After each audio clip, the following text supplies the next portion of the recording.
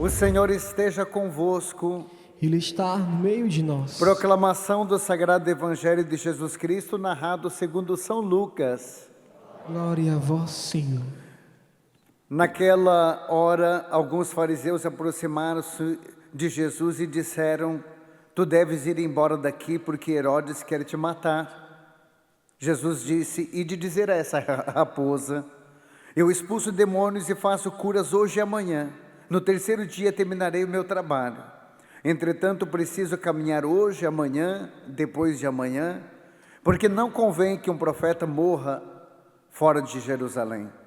Jerusalém, Jerusalém, tu que matas os profetas, apedrejas aqueles que foram enviados, quantas vezes eu quis reunir teus filhinhos, como a galinha reúne os pintinhos debaixo das asas? Eis que vossa casa ficará abandonada, e eu vos digo: não me vereis mais, até que chegue o tempo em que vós mesmos direis: bendito aquele que vem em nome do Senhor. Palavra da nossa salvação. Glória a vós, Senhor. Podemos aclamar a palavra do Senhor com uma salva de palmas.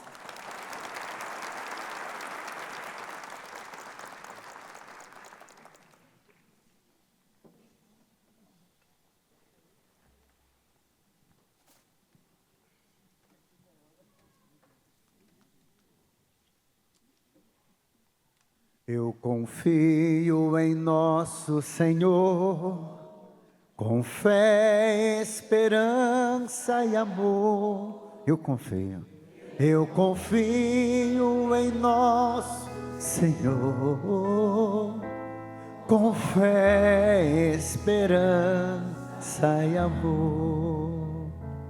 Amados, a palavra de Deus, hoje eu quero aqui trazer algo que talvez ainda não foi partilhado, porque eu tenho acompanhado aqui hoje na Canção Nova. Cheguei ontem de Curitiba, então acompanhei algumas reflexões, inclusive o Padre João Galberto, que presidiu hoje a Santa Missa. Eu quero pegar um aspecto que talvez hoje não foi trabalhado, e eu quero falar aqui dessa coragem de Jesus. Coragem. Porque veja que Jesus, quando está aqui, ele está sendo ameaçado por uma autoridade. Herodes era uma autoridade da época, e os fariseus querendo se fazer de amigos de Jesus. Diz assim: olha, é melhor você sair daqui, porque Herodes quer te matar. Como quem diz: eu sou amigo, quero te proteger. Não sei se você conhece alguém assim, alguns amigos que só Deus sabe que às vezes sorri na tua frente e por detrás quer te matar, né? Era mais ou menos isso. E Jesus diz: vai dizer para essa raposa que eu vou pregar aqui amanhã, depois de amanhã, enquanto não terminar minha missão. Jesus não tem medo. Ele sabia muito bem que a autoridade que tinha sobre ele. Ele era enviado do Pai. Por isso que nós vimos hoje na primeira leitura, São Paulo dizendo que nós não temos que temer nada. O que pode nos separar do amor de Cristo? Tristeza, tribulação, angústia, perseguição, miséria? Nada. Eu não sei se você se considera uma pessoa corajosa.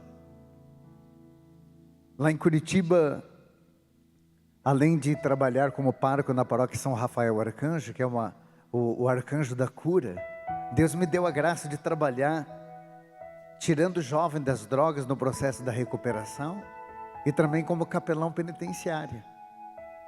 Antes de ontem mesmo, eu estava lá entrando na penitenciária para visitar aqueles que estão à margem da sociedade, e às vezes até a gente vê alguns preconceitos. Nossa, padre, o senhor não tem medo de trabalhar com essa gente? Mas são humanos como nós. E desculpa dizer, talvez a gente só não está nesse submundo graças a Deus, não graças à nossa força.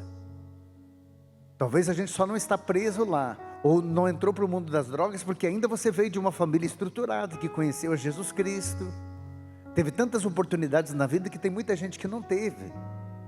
E não é que o meio determina, mas influencia. Ai, como influencia. Porque hoje mesmo eu estava falando na pregação da manhã, no Rincão, sobre a fé. Poxa, fala a verdade, se não fosse a fé do pai, da mãe, ou do avô e da avó, a gente sempre tem alguma referência de fé na família que nos segurou um pouco, né? Segurou os nossos instintos. Mas eu digo que muitas vezes eu tive medo. E confesso para vocês, me lembro que teve um ano, no final do ano,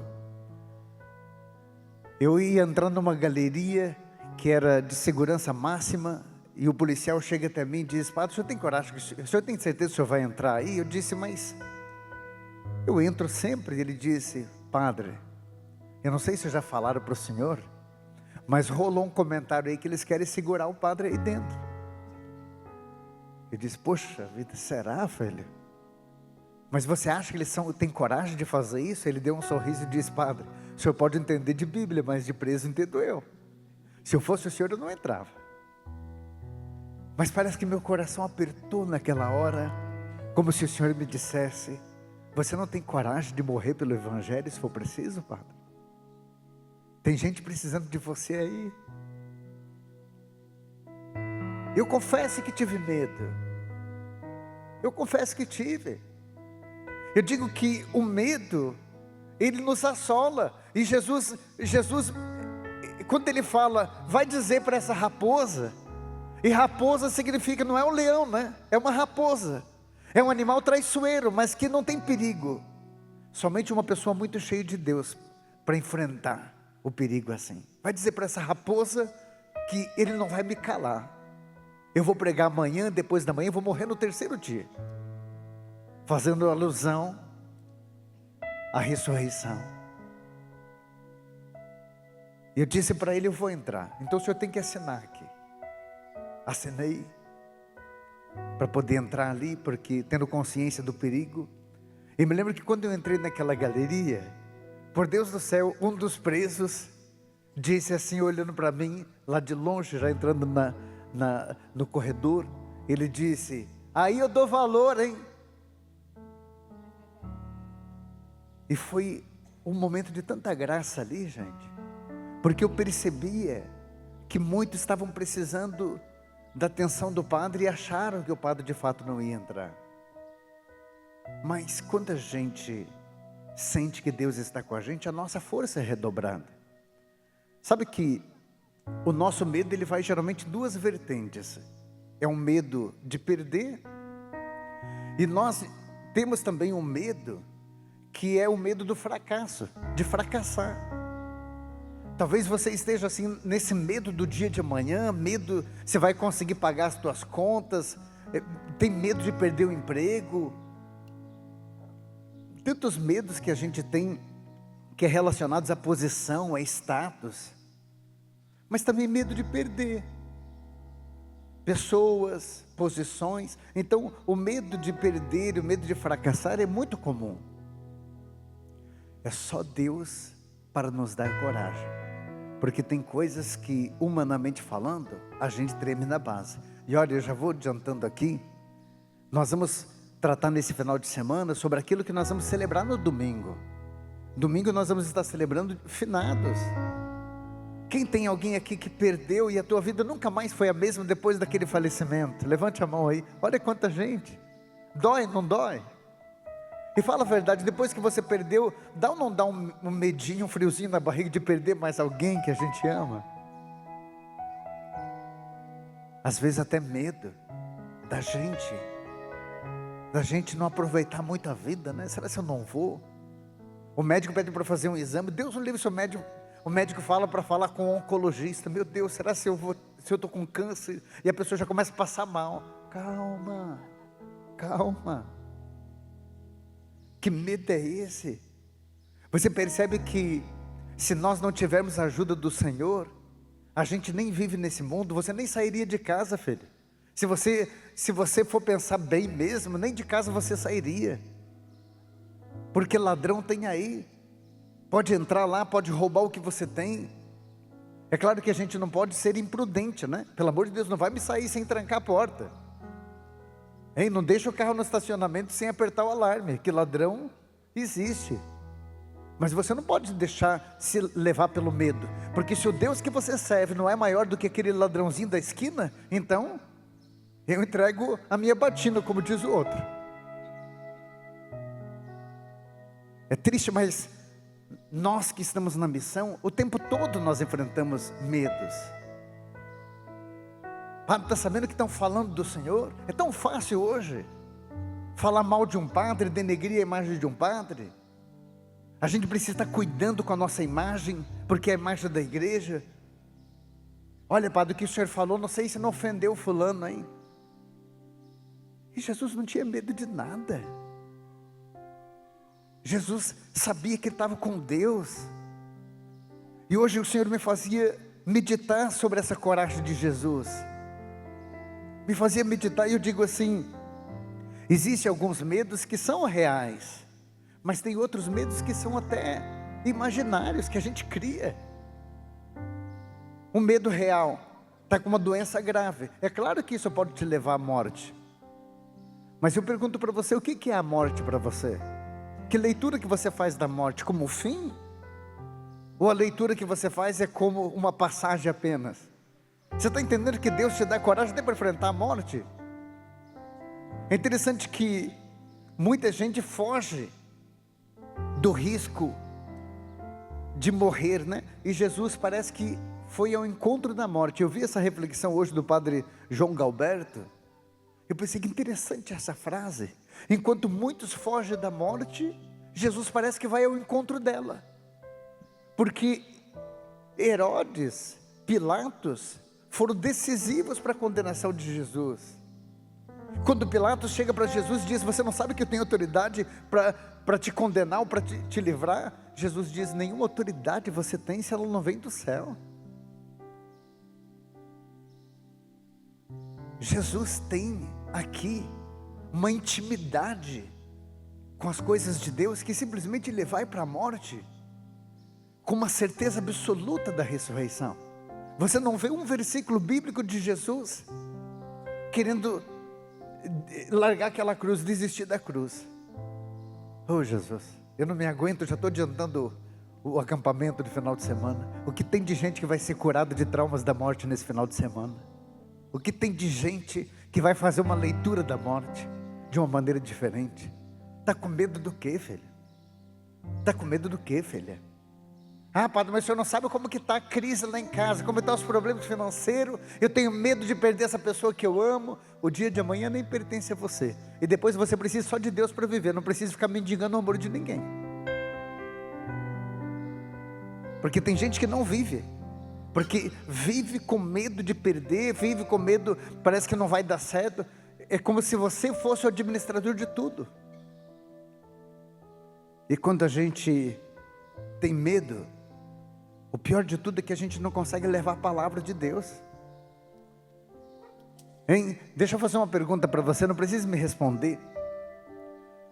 Como que vai a família em relação à fé? Você conseguiu trazer já essa família para Deus? Ou você é daquela pessoa que até nem fala muito de Deus lá, porque você já viu que cria casa? Como uma filha que dizia esses tempos, padre, eu queria falar uma coisa para o senhor assim, que eu estou meio incomodada. A minha filha agora está namorando e ela leva o namorado lá em casa e ele está posando lá, padre. Posou lá uns 2, 3 dias. Eu disse, filha, se eles estão levando um namoro a sério, você como uma ministra da igreja, se eles estão levando um namoro a sério, ele dorme em cama separada. Não, padre, não é isso não. Eles já estão dormindo junto. Eu falei, mas você não falou nada? Você não questionou? Não, padre, eu não vou falar nada. Porque minha filha é daquela que é de dar medo, padre, que ela faz um escândalo. Então eu prefiro não falar para não criar casa, padre, eu tenho medo de falar. Eu disse, filha, e você vem aqui distribuir a Eucaristia para as pessoas. Você tem medo de falar de Deus dentro da tua casa, de criar casa, filha? Por que você não põe uma placa lá na frente? Escreva prostíbulo uma vez lá na frente. Porque a família está virando isso, né? Nossa, padre, aí você me ofende, né? Jesus não tinha medo de ofender ninguém. Sabe, gente, nós precisamos perder muitos medos aqui, porque senão a gente não evangeliza ninguém. É claro que, na medida do possível, ser suave com as pessoas para falar de Deus, mas você precisa anunciar. Tem gente que até hoje não assumiu um compromisso na igreja por medo. A psicologia explica, viu? A inferioridade, gente, ela impede muitas pessoas. São 3 causas do medo, que é a inferioridade, a falta de fé e o próprio demônio. 3 causadores de medo.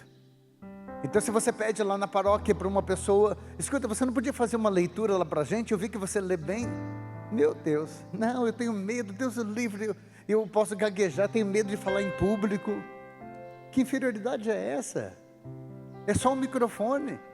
Tem gente, eu acho que tem mais medo do microfone do que de um revólver, né, gente? Você põe o microfone e a pessoa: ai, pelo amor de Deus, eu não. Esse empurra. Não tem quem assuma um compromisso, ninguém quer. Às vezes a inferioridade fez com que você, preste atenção no que o padre vai dizer, a inferioridade fez com que você não assumisse um compromisso que Deus te deu, uma porta que Deus abriu para você entrar, e talvez a vida que você tem hoje é fruto dos teus medos. Sabe que uma vez eu ouvia isso de uma filha, que ela casou com uma pessoa que ela não gostava. Ela disse: na verdade, padre, eu gostava de um outro. Ela estava naquele processo de declaração de nulidade. Eu falei: por que você casou com esse que você não gostava? Padre, eu não gostava. E ela chorando: feio. Mas, padre, eu pensei comigo, o outro não vai me querer. Eu tinha um sentimento de inferioridade tão grande que eu pensei: vai esse mesmo que me quer, né? O senhor acredita que depois que eu casei, fiquei sabendo que o outro está apaixonado por mim? Falei: meu Deus, filha, aconteceu isso. Fiquei sabendo que o outro estava apaixonado. E você, o que você fez? Vivi angustiada, padre, não ia trair. Eu fiz uma fidelidade diante de Deus. Uma mulher temente a Deus, mas a vida dela virou um inferno por causa do medo. Deus me perdoe, dá a impressão que o diabo riu daquela situação. Falei: poxa, filho, de onde que vem essa inferioridade toda? Você casar com uma pessoa que você não quer, porque achou que o outro era muito para você, era muita areia para o teu caminhão. Quanta gente que por medo, gente, às vezes ganha um salário miserável. Poxa, você podia ter feito um curso, podia ter feito até uma faculdade, mas medo, né? Você achou tão pequeno. E às vezes a gente vê até dentro da igreja casos assim. Pessoas que Deus abre portas, porque na medida que você serve a Deus, filho, eu digo sem medo de errar, Ele vai abrindo portas para você. Na medida que você vai servindo a Ele, as bênçãos vão chegando. Nós somos os primeiros a ser abençoados por Deus. E depois, inferioridade do quê? Com Deus, eu aprendi desde criança que nem o diabo pode. A gente precisa quebrar essa inferioridade. A gente precisa dizer: Senhor, me dê essa coragem que o Senhor tinha. Eu tenho esse sentimento de o que vão pensar, como vai ser. Eu preciso me lançar. Acredita que quando eu senti o desejo de ser padre, gente, por Deus do céu, eu não podia ver um padre beijando o altar, que eu me via ali. Mas eu tinha uma inferioridade muito grande, porque eu tinha dificuldade no estudo. Para vocês terem uma ideia, eu reprovei a 3ª série e a 7ª do ensino fundamental. O meu irmão mais velho era tão inteligente, e eu, bobinho que... A minha mãe até dizia: filho, não sei o que acontece com você, que você não vai, filha. Meu irmão foi fazer teste no Senai, passou em primeiro ou segundo lugar de mecânica geral. Na época que eu fui fazer o curso, até minha mãe perguntou: filho, você vai fazer o teste também? Eu disse: ah, mãe, quero ser mecânico também. Ela falou: menos, filho. A minha mãe sabia que eu tinha dificuldade. Por que você não faz panificação, que está sobrando vaga lá? Pois eu não fui tentar o curso e reprovei. Porque eu já fui pensando: não vai dar certo, eu vou reprovar, não vai dar certo. Quando você fala que não vai dar certo, não dá mesmo. É interessante que depois que eu conheci Jesus, como as coisas mudaram para mim. E eu pensava comigo, meu Deus, mas eu não sirvo para nada. Eu não sirvo para trabalhar, para namorar era uma dificuldade. Me lembro que uma vez meu irmão chegou para mim e disse, vamos numa festinha aí, tem umas meninas lá. Eu na idade jovem, eu disse, não, mas não vai dar certo. Eu sempre fui muito gordinho, cheguei a 116 quilos. Eu disse, ninguém vai me querer. Olha para mim. Meu irmão mais saradinho, disse, não, pode deixar que eu arrumo um esquema para você. Ai, Jesus, até aumentou a feioridade. Meu irmão tinha que arrumar o esquema. Quando chegamos na festa, com todo respeito, mas tinha uma menina bonita lá e a outra era tão feinha, gente. Meu irmão disse, o que você acha? Eu pensei, vamos ver, vai arrumar aquela feinha para mim. Tá bom. Foi lá, eu só vi ele conversando e acenando e olhava para trás. Eu dava uma ajeitadinha, né? Quando eu vi o meu irmão saindo com a bonita e a feinha indo embora, ele só fez assim. Nem a feia me quis. Aquilo só aumentou meu sentimento de inferioridade. Gente, você ri, mas não é fácil. A inferioridade faz com que as portas se fecham. Porque eu vou dizer, quando eu assumi Jesus na minha vida, gente, eu estava num grupo de oração. E eu me lembro que um pregador dizia, Jesus está me dizendo que tem uma pessoa aqui que nada dá certo para você. Você não serve para nada, você não serve para trabalhar, você não serve para namorar, você não serve para nada. Eu pensei, sou eu mesmo. Ele disse, sabe o que o Senhor está me dizendo? Pode ser que você não sirva para as coisas desse mundo. Jesus está me dizendo que você vai ser um grande pregador da palavra. Você vai ser um homem de Deus. Eu me lembro que aquilo tocou meu coração. Mas depois fiquei sabendo que para ser padre eu tinha que fazer 2 faculdades. Eu pensei, não vai dar certo. Eu reprovei a 3ª e a 7ª do ensino fundamental. Gente, eu digo com toda a alegria do meu coração, nunca tirei uma nota vermelha na faculdade. Nunca. Sabe por quê, filho? Porque quando a gente assume Deus na nossa vida, acabou o medo. É como se Deus dissesse agora, a partir de agora, o diabo vai ter que te respeitar, padre. Porque agora você é meu. Agora você assumiu o que você quer. Toda vez que eu venho aqui na Canção Nova, desculpe dizer, mas isso não é falta de humildade. Eu acho que isso é mais autovalorização, porque eu me olho no espelho e digo para mim mesmo, quem te viu e quem te veio. Porque quando eu estava no seminário, eu pensava comigo, que bonito, esses padres que falam para o Brasil todo. Será que eu vou ter coragem de um dia? É porque eu percebo que quanto menor a gente é, maior o testemunho. Porque eu preciso dizer, se Deus sair comigo, vai dar para você. Hein, filha? Filho, será que você não é dessa pessoa que olha no espelho e se vê uma pessoa feia? Você se acha uma pessoa azarada, uma pessoa que nada dá certo? Sempre aquele sentimento de inferioridade, de dizer, não sei se vai dar. É como se o Senhor me pedisse para dizer hoje para você, você não está sozinha. Você tem um Deus por você. Essa coragem é o Senhor que está te dando. Olha onde você está. Você já assistiu aquele desenho que tinha o Popeye que tomava espinafre? Quem já assistiu aqui? Você vem aqui na Canção Nova, desculpe a comparação, filho. É como se você saísse mais forte. Você sai daqui como espiritualmente um incrível Hulk. O padre já está até verde aqui. Diga assim comigo, dai-me a tua coragem, Senhor. Porque eu também quero vencer. Sabe qual a condição, filho, para que você vença na vida? Você precisa caminhar mais com Deus. Porque o próprio Jesus diz assim, sem mim nada podeis fazer. Sem Ele para mim nunca deu certo, não sei para você. Sem Ele para mim era uma tragédia, a minha vida não ia. E vem a dificuldade, é claro que vem.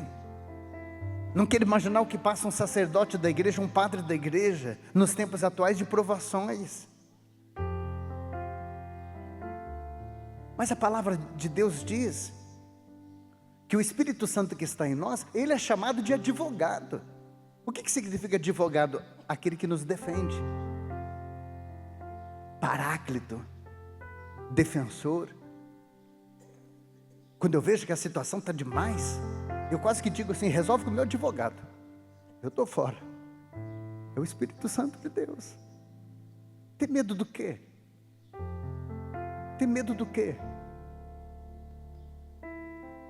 Eu sinto que é como se o Senhor dissesse: assim como eu não parei, ninguém me parou. Eu fiz a vontade do Pai, ninguém pode te parar. Você precisa trazer essa família para Deus. Você precisa anunciar a palavra para as pessoas.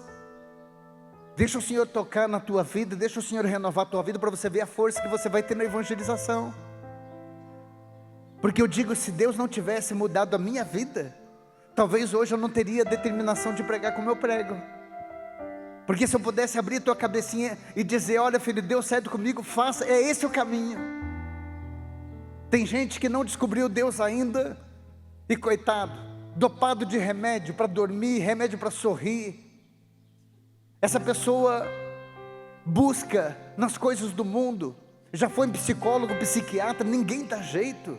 Mas meu Deus, quando é que você vai descobrir que é só Deus? É claro que Deus usa de tudo isso, mas tem gente que demora para descobrir que precisa caminhar com o Senhor. Então o medo, ele pode ser até imaginário, às vezes é um medo real. Porque se você está caminhando sem Deus, filho, eu vou dizer, é real que esse medo é sentimento de incapacidade mesmo. Agora, procure lembrar que assim como pode ser inferioridade, a falta de Deus, que é a falta de fé, ele precisa, o demônio existe. O diabo quer que você tenha medo, porque o medo nos trava, o medo nos congela, o medo nos impossibilita de continuar. E o medo real, esse medo imaginário, ele revela uma infantilidade. É próprio das crianças ter medo imaginário, né? A criança, eu não sei se você era assim, ou se você tem alguma criança na família que não dorme sozinha. Aí você põe lá um travesseiro no canto da cama, ou uma roupa pendurada, a criança começa a chorar, você chega lá: ó mãe, eu estou vendo uma cabeça lá. Era só um travesseiro, mas o travesseiro na hora do medo vira uma cabeça de um bicho. Medo imaginário. E tem gente que é quase assim. É igual aquela criança que na catequese a catequista perguntou: do que vocês têm medo? Aí um começou a dizer: eu tenho medo de morrer.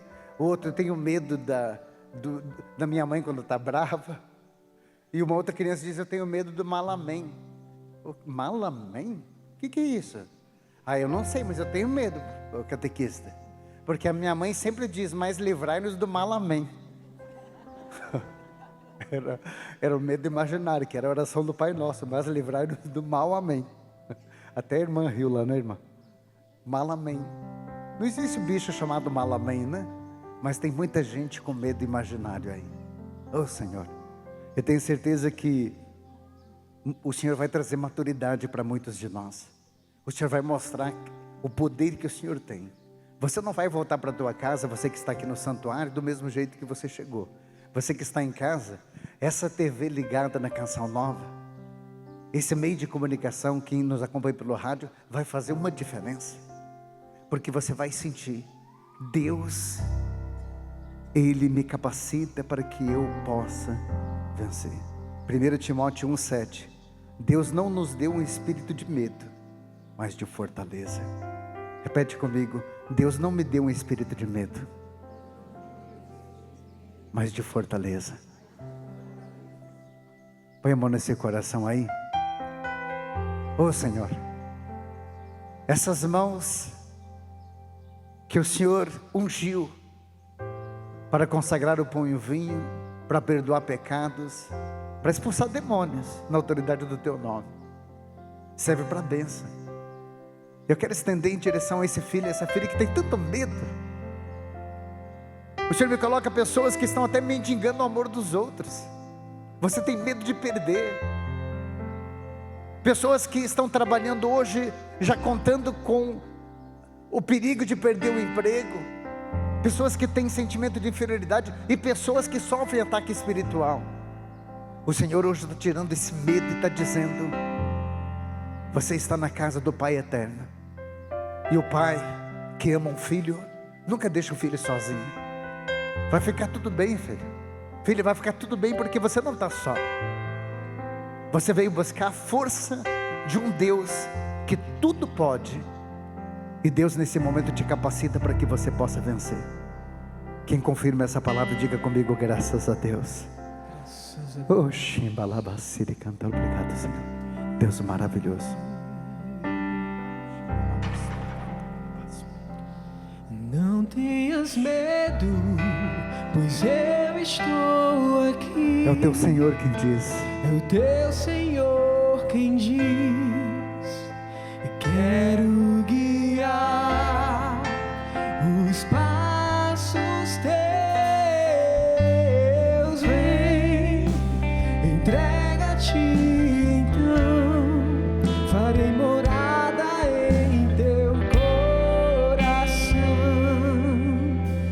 E quando anoitecer, cansado eu te encontrar, no silêncio teu eu irei te consolar. Nos braços meus descansarás. Força te darei,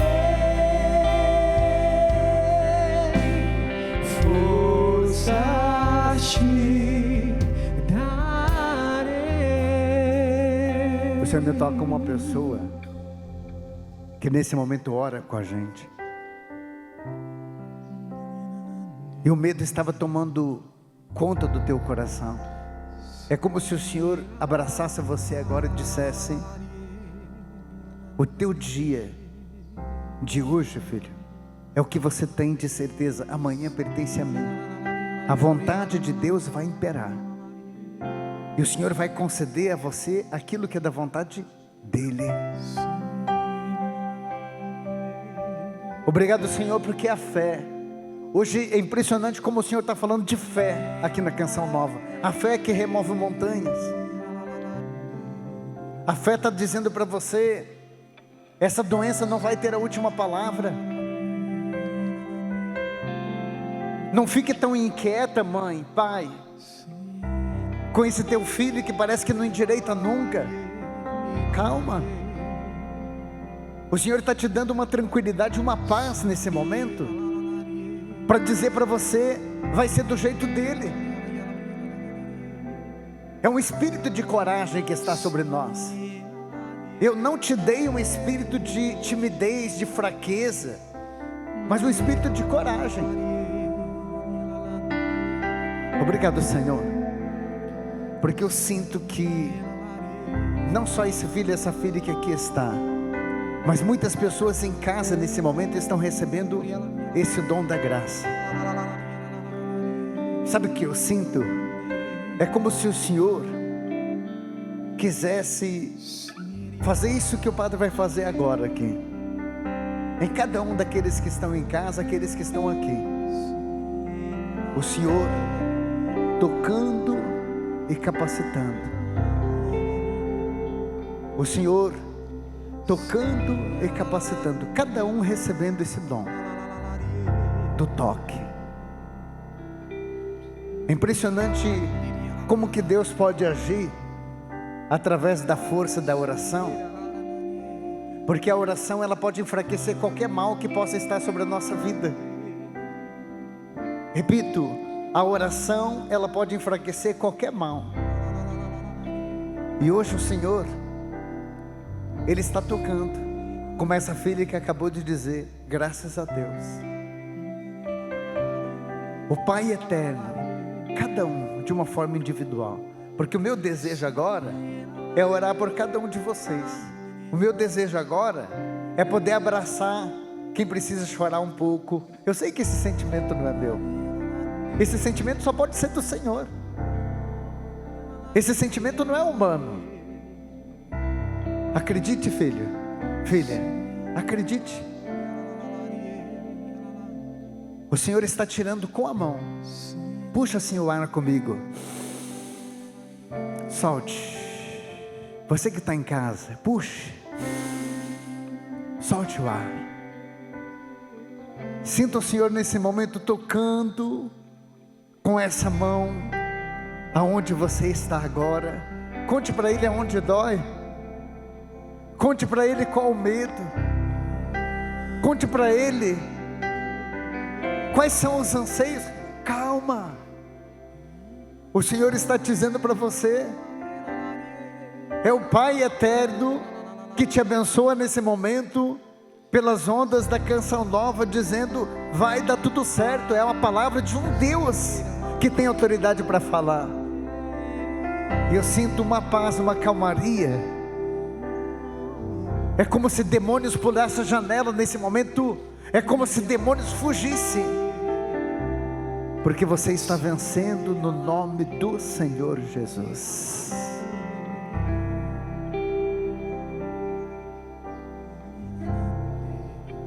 Tem uma mãe aqui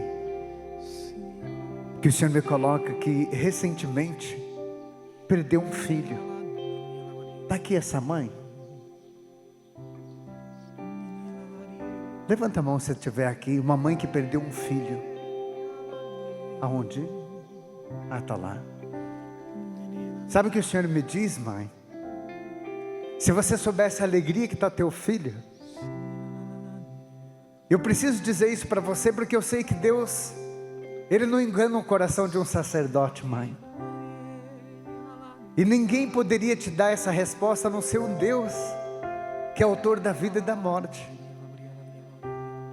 E em nome de todas as mães que vão acompanhar esse acampamento, deixa eu abençoar você, porque eu sei que essa tristeza, essa angústia vai sair do teu coração. É como se o Senhor me dissesse: pode voltar a viver, mãe. Está tudo bem. Dê uma salva de palmas para Jesus, para esse Deus maravilhoso.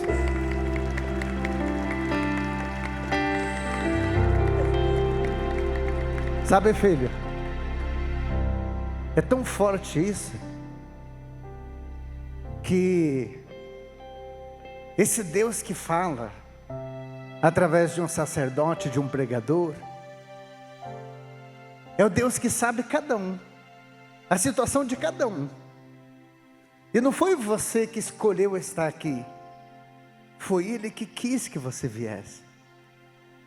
Não é você que escolheu estar aí, nesse momento acompanhando a canção nova, não. O Senhor fez você nesse momento ligar a TV, ouvir o que Ele está dizendo.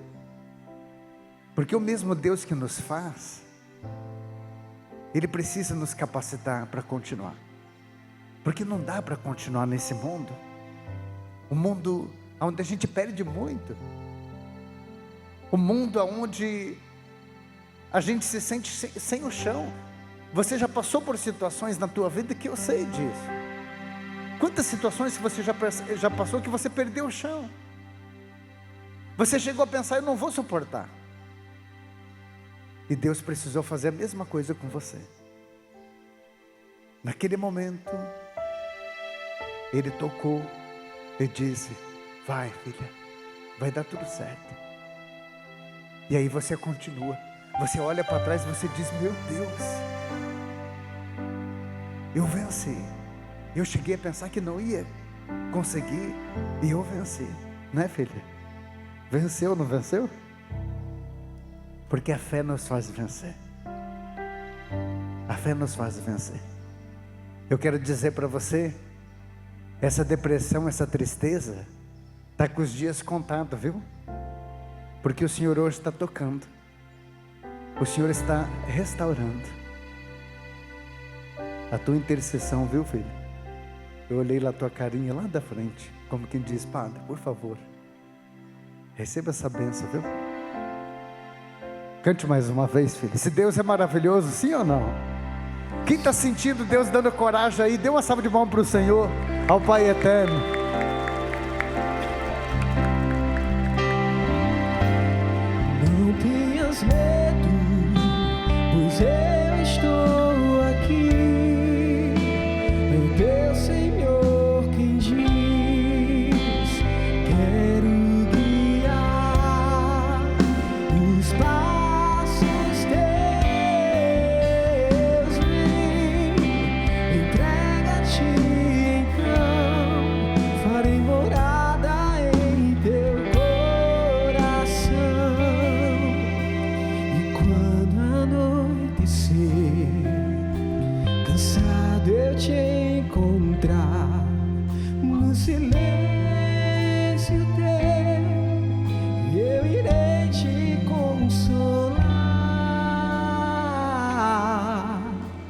nos braços meus descansarás, força te darei,